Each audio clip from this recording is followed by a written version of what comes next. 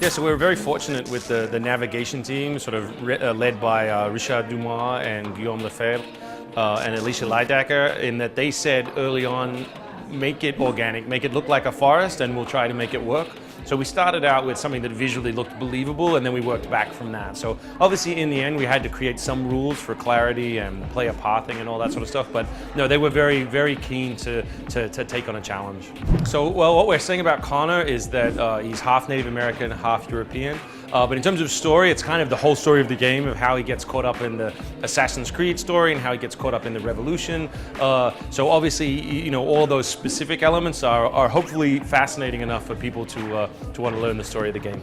So the core of Assassin's Creed 3 is new hero, new setting, new period. And so getting those things right and making them exciting is at the very heart of the experience. And it's also essentially, that's why we say it's a good point for people to jump on. If you think about it, it's within the Assassin's Creed universe, but in and of itself, it's almost completely new. You know, you can get on board with this and get into it. So we're very excited that it's fresh.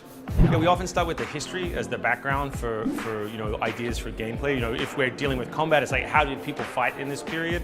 So as you said, there's line infantry, which was a big deal. And at first, you know, we were a close combat game, not a gun combat game.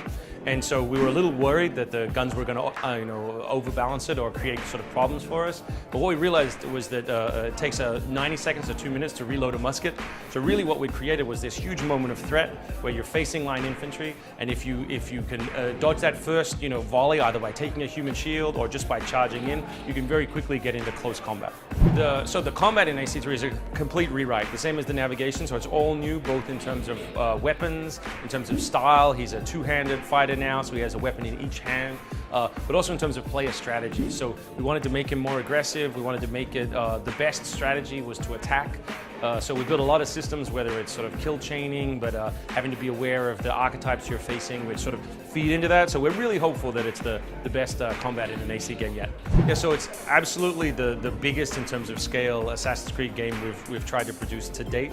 And one of those elements is this idea of layering, which we had early in the development cycle. So just like many RPGs, you can pick up all kinds of quests and hold them simultaneously. The idea being that while I'm on my main quest, I'm also trying to complete all of these side tasks, such as hunting in the forest to deliver meat to people in need, or all kinds of different little elements. And we've really tried to ground all of them in the narrative so that there isn't any that feel just like tasks. They should all have a story backbone that makes them important to the player.